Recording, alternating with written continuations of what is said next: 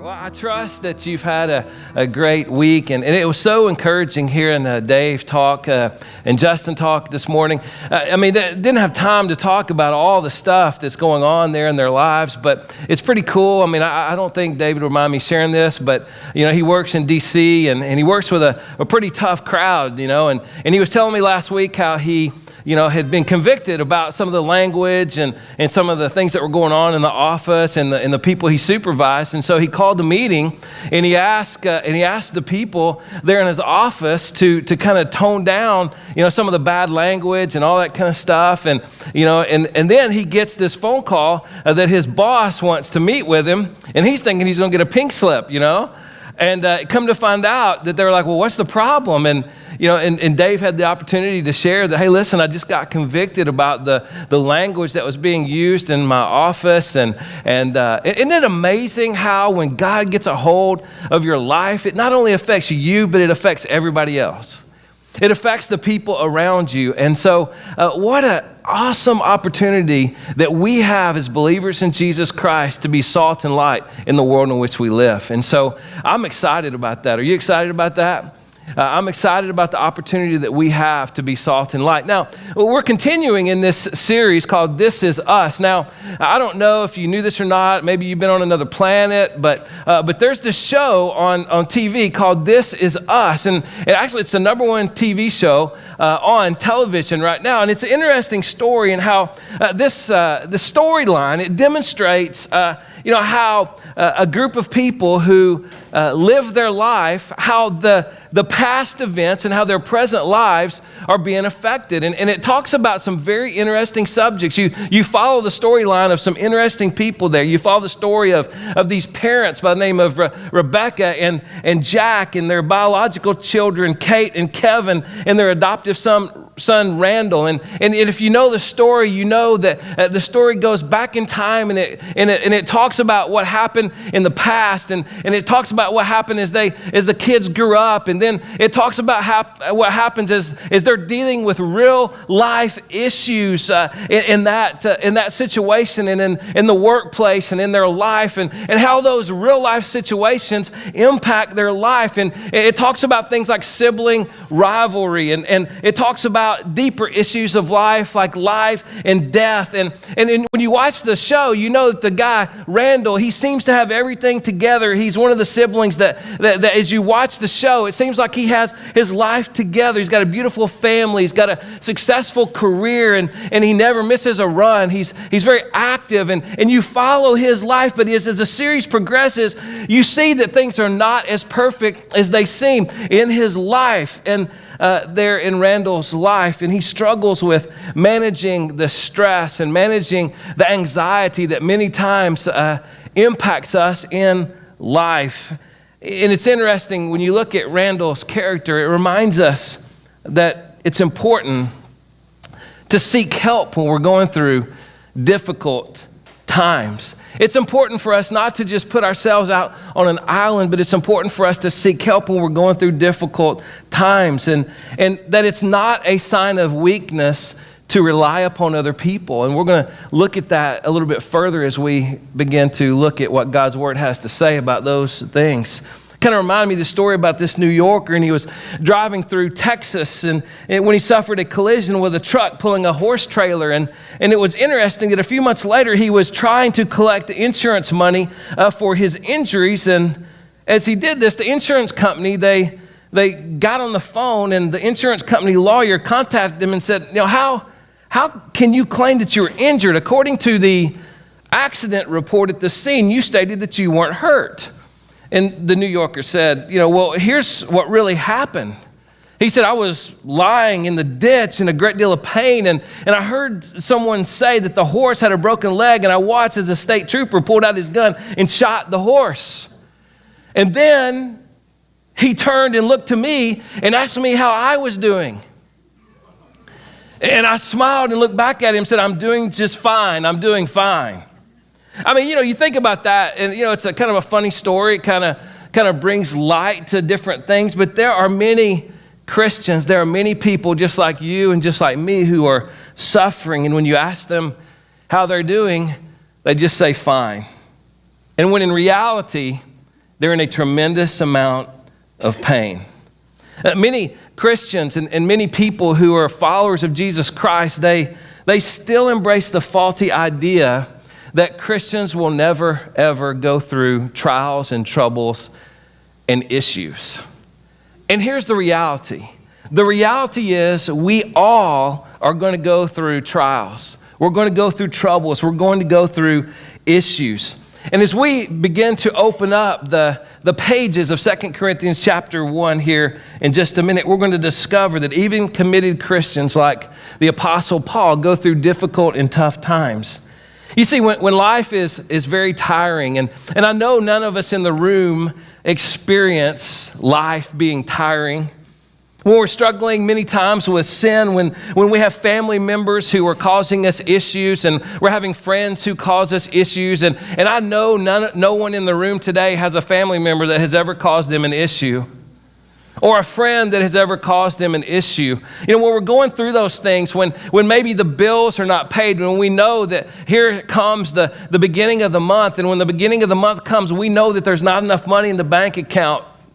When school is difficult, when work is exhausting, when our health may at times fail, and when our health is failing, when our loved ones are hurt, when the future is unsure, or when a good friend may leave, or a family member may disappoint us, it's easy to get discouraged. And here this morning, we just have to acknowledge the fact that many times discouragement is like a thief. It steals our vitality. It steals our zeal, our joy, our peace, and our contentment. And what happens is if discouragement dwells with you, other things will begin to join you as well. Fatigue, hopelessness.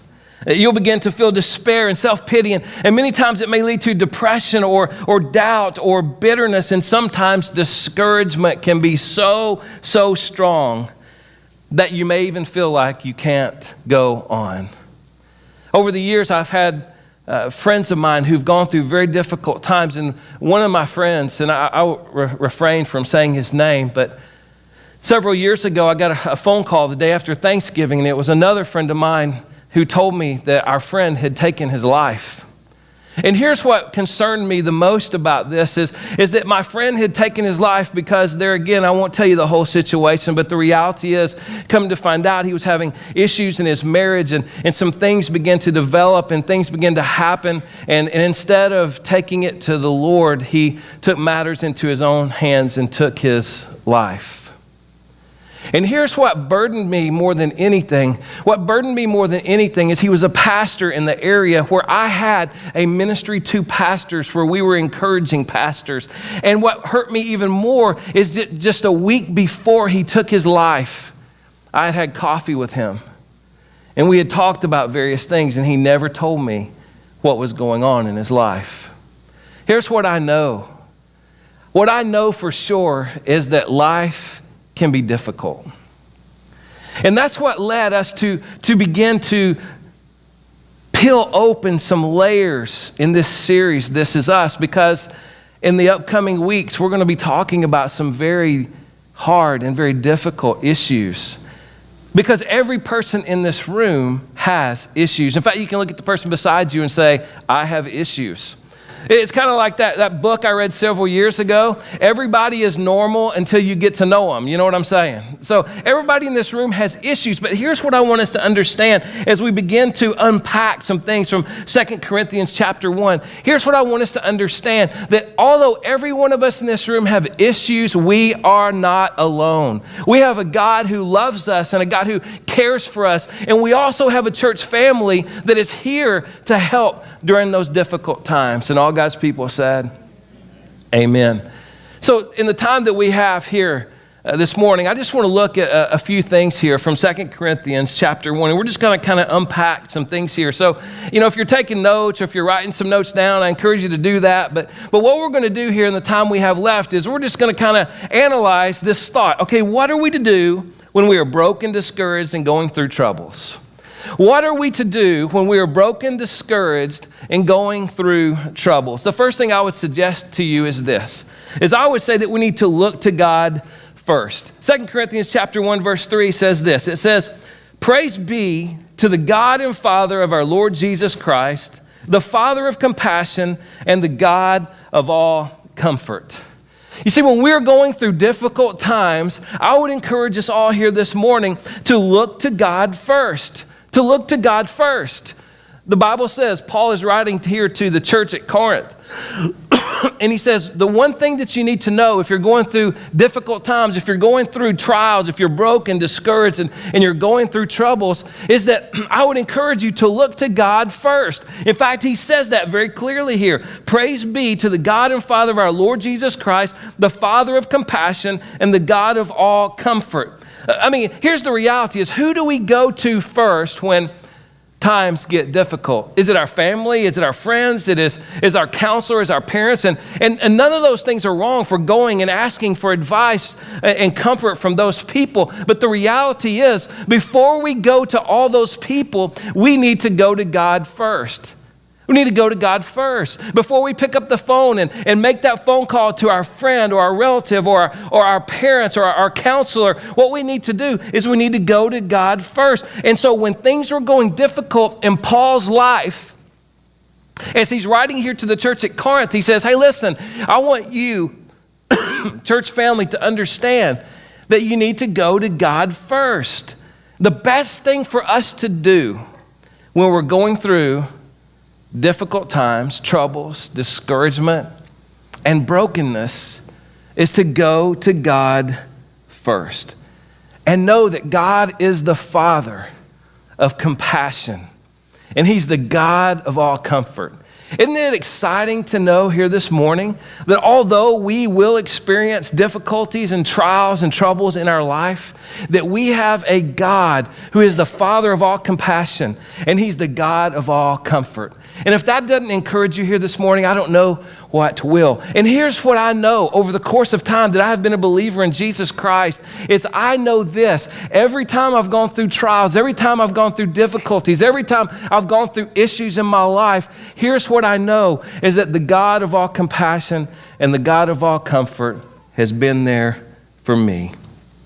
That word compassion, it literally means merciful. It means that God feels our pain, that God feels our pain. And so when we go to God and we seek Him first, the scriptures tell us that God feels our pain. When it uses the word comfort there, it's a word which literally means one who pleads another's cause before a judge or a counsel or defense, a legal assistant, an advocate. You see, God is not just some impersonal force who's neither there or neither caring or unable to know us and to care for us. We know that God is a God of compassion and that God is a God of comfort.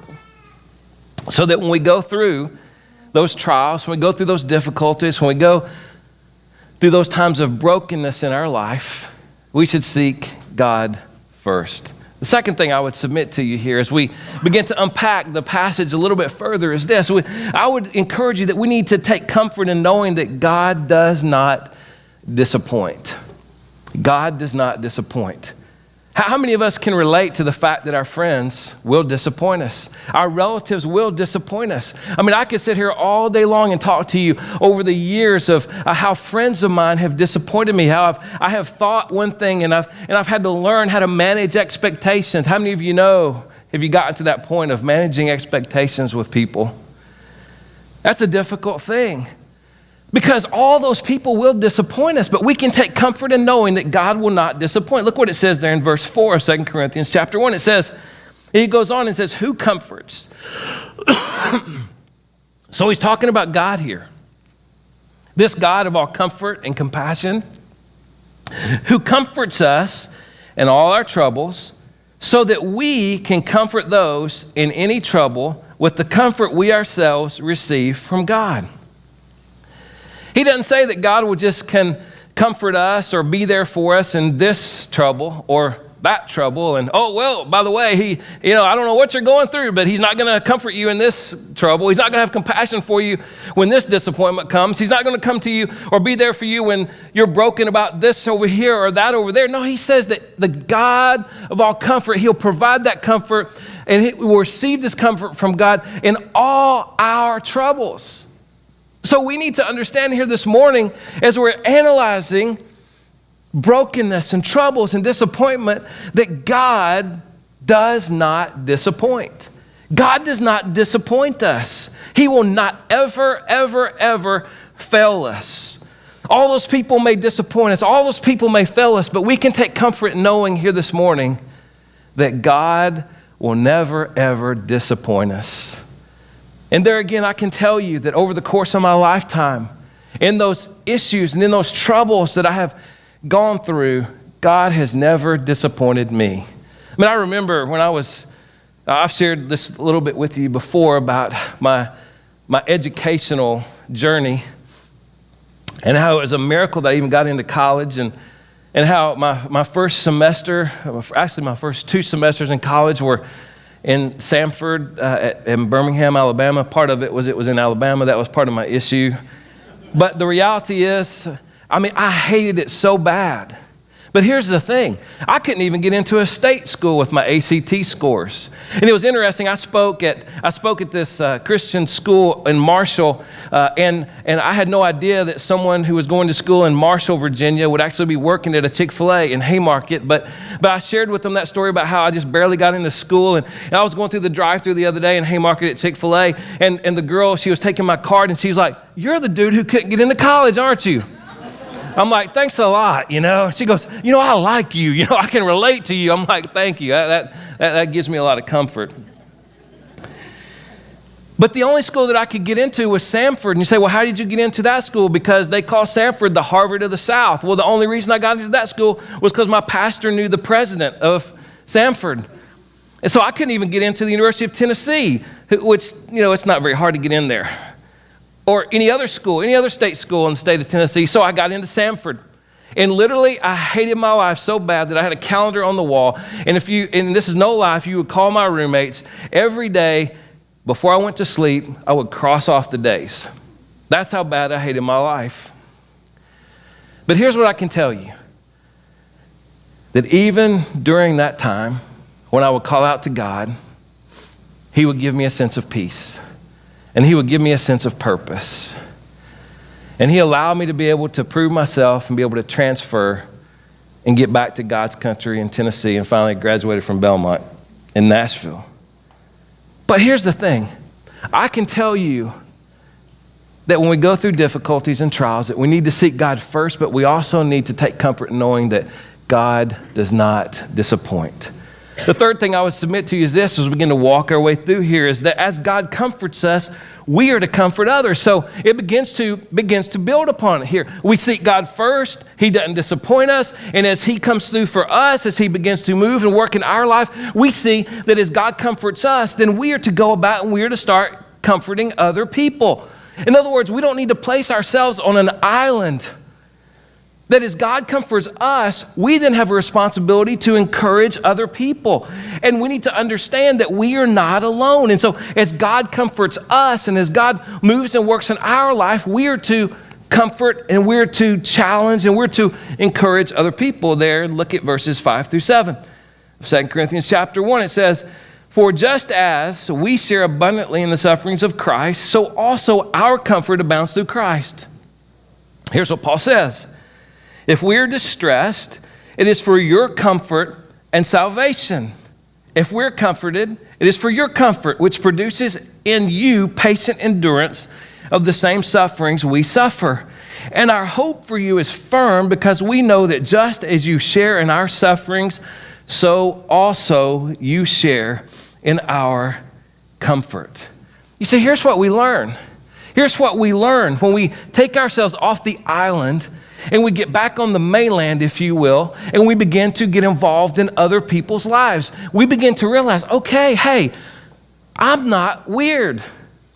I'm not the only person that's going through this. I mean, I remember this very clearly when a good friend of mine was getting married, and I was in his wedding, and I had been married for like a couple of years or so, and I'd been out of seminary for a couple of years, and I can remember at the bachelor party, you know, pastors, you know, get together. I mean, the bachelor party, it's like hanging around a campfire, you know, and just telling stories. You know, it's not like, anyway, I don't want to bore you with that, but we're hanging around talking at the campfire, and it was interesting as we were talking, one by one, these newly graduated pastors who were out doing ministry all over the country.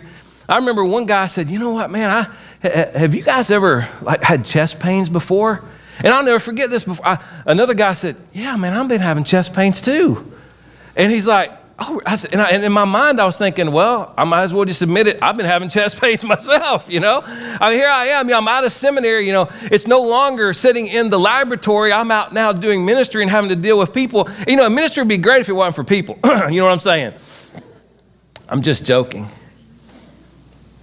But here's the thing. As we begin to share, we begin to comfort one another. Yeah, it's not, everything is not like it was in the book that we learned in seminary. It's different when you're having to deal with people. It's different when you're having to lead people. It's different when you're having to deal with real life issues. And we all begin to, and I can't say that those chest pains never went away, but here's what I know is this: I am not weird.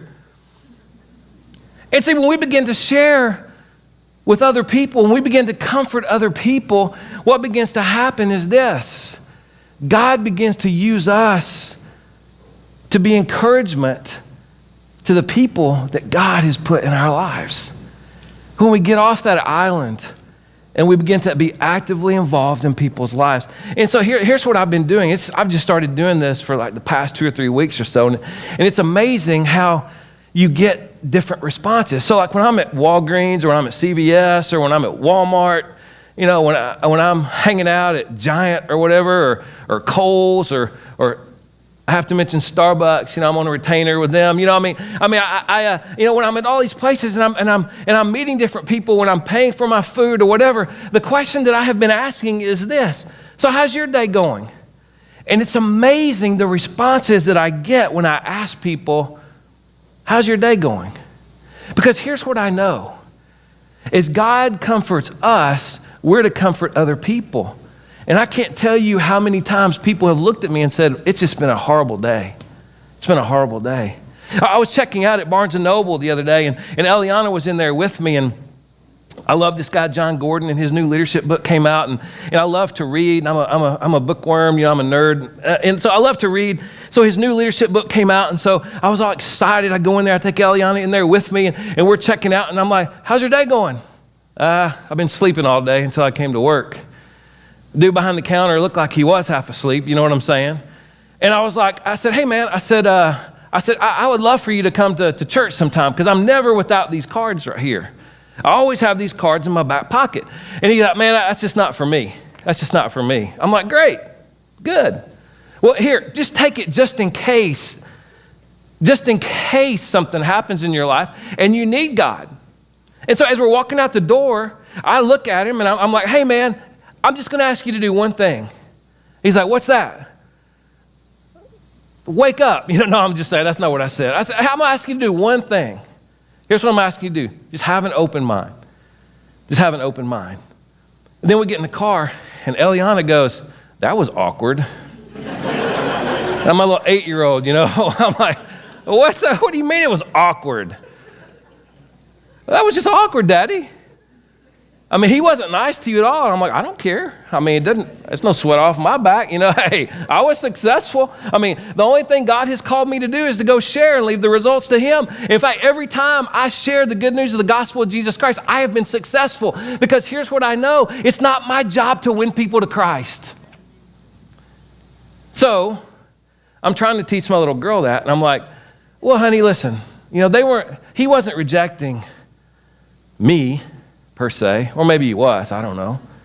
Maybe he didn't like my glasses, I don't know. Maybe he didn't like the way I had my hair combed or whatever. Maybe he didn't like the shirt I was wearing at the time. But the reality is, Eliana, he wasn't rejecting me, he was rejecting Christ. And I said, no, Eliana, what did they do to Jesus? What do you mean, Daddy? I said, what did we just celebrate? Easter. Well, what did the people do to Jesus Well, they crucified him. I said, so why should we expect any less than to be persecuted? Now I have no idea. Maybe this guy will wake up and one day realize that he needs Jesus. But here's what I know. As God comforts us, we're to comfort others. Because I know the difference that Jesus has made in my life.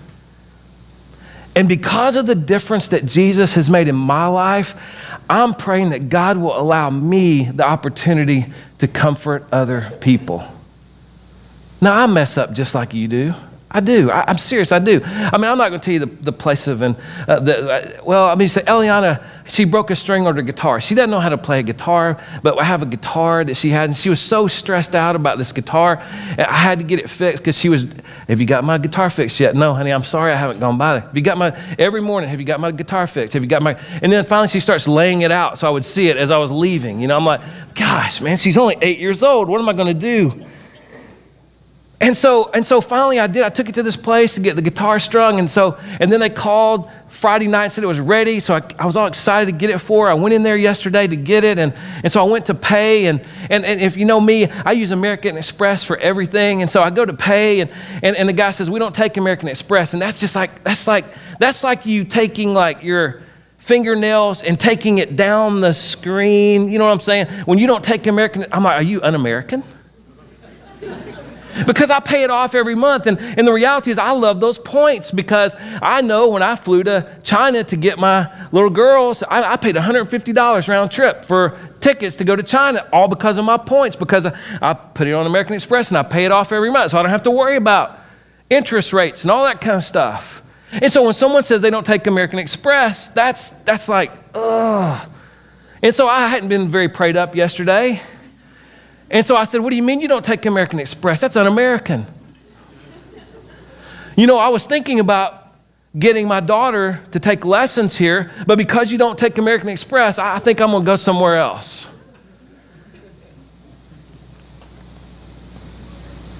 Everybody's normal until you get to know them, right?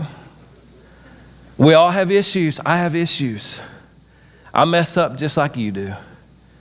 But here's one thing I know. As God comforts us, we're to comfort others. And nobody in this room is perfect. So the last thing I want to share with you is this. And this was very interesting as I began studying this passage of Scripture. Is I would submit to you here in reading this passage that God will always come through for us. God will always come through for us. Now, you may be here today and you're disappointed with God. I mean, you say, Jeff, I hear what you're saying, but it's just not working for me. Here's what I don't want you to give up, because God always comes through for us. It's very interesting here when you begin to unpack this. Paul was not really that specific in verse 4. He was very broad. He said he'll take care of all of our troubles, which does cover everything, but it's not specific. But in verses 8 through 11, he becomes a little bit more specific. Look at verse 8. He says, we don't want you to be uninformed, brothers and sisters, about the troubles we experience in the province of Asia. We were under great pressure, far beyond our ability to endure, so that we despaired of life itself. How many of you ever felt like that? He said, that's how we were. Indeed, we felt we had received the sentence of death. But this happened that we might not rely on ourselves, but on God, who raises the dead.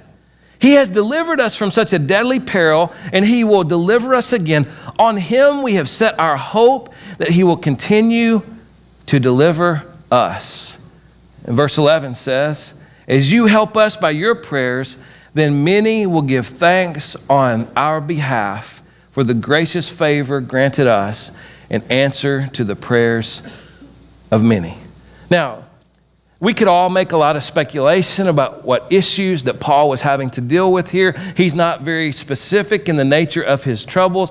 What we do know is that Paul said that he was under a tremendous amount of pressure, far beyond the ability to endure. He says we were under, verse 8, great pressure, far beyond our ability to endure, so that we despised and we were despaired of life itself. And these words were commonly used to describe a pack animal that literally had collapsed under its load and was unable to get up. That's the kind of pressure that Paul shares with the church at Corinth that he was under.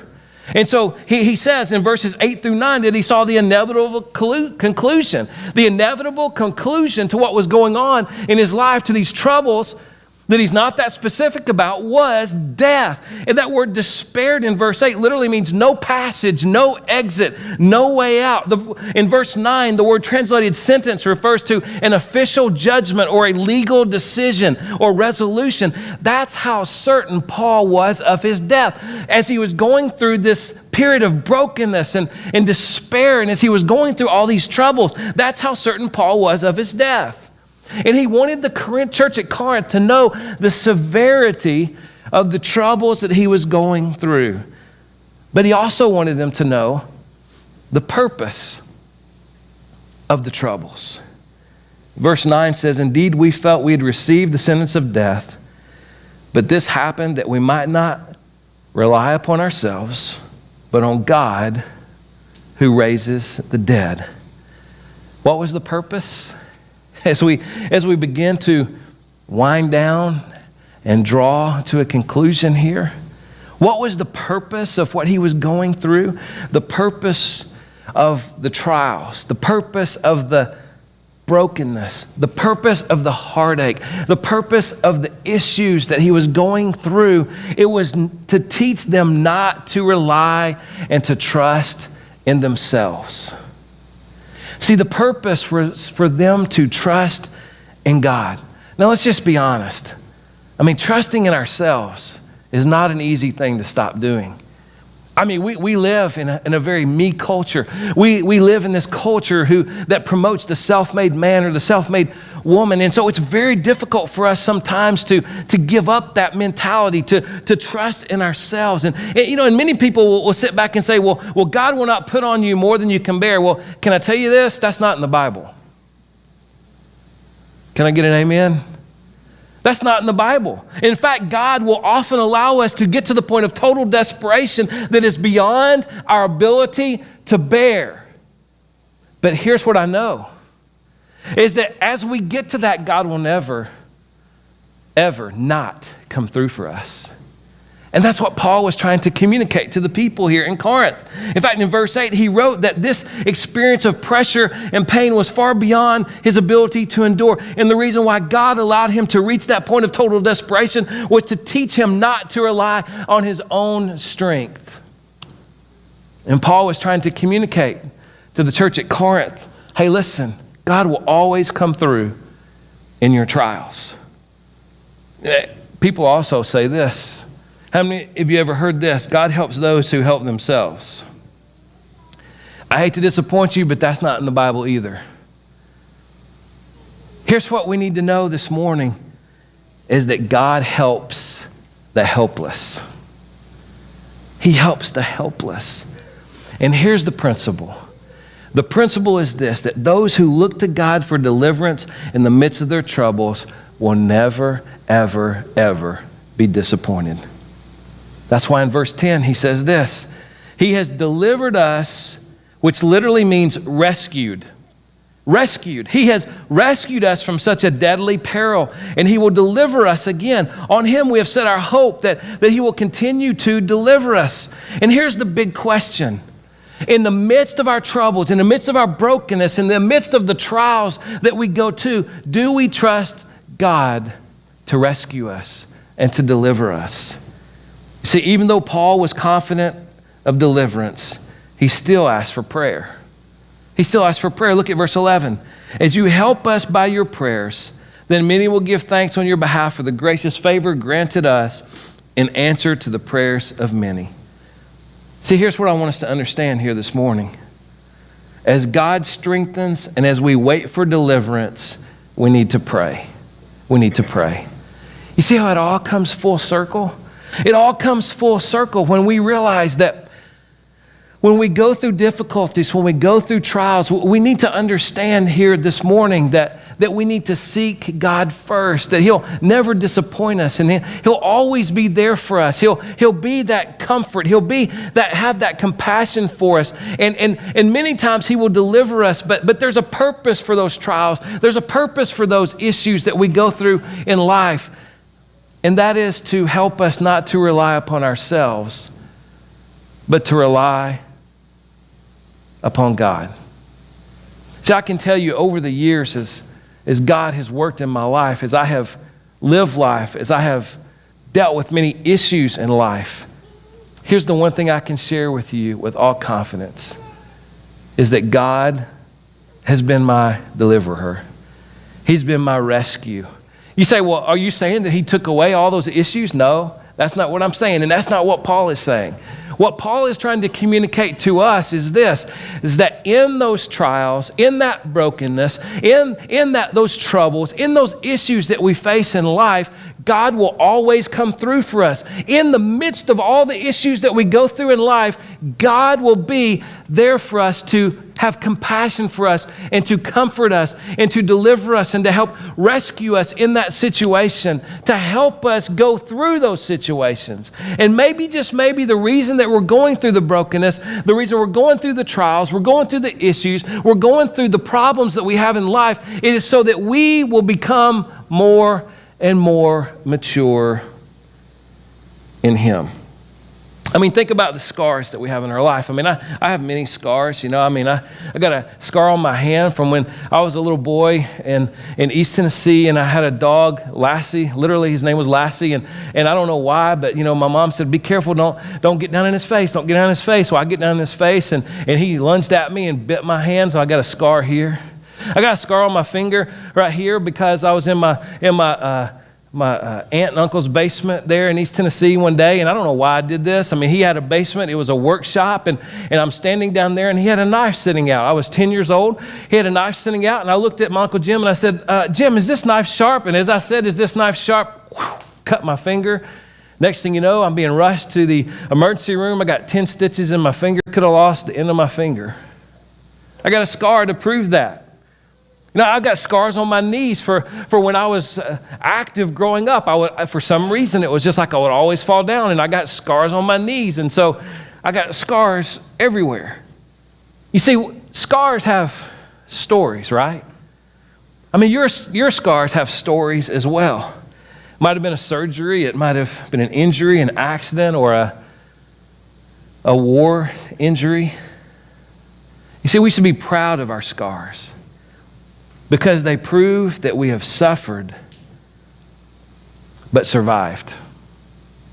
Survived. You see, I believe, to paraphrase what Paul was really trying to communicate, it will be this. I have suffered, and I have scars, but I have survived, and I have a story to tell of God's deliverance.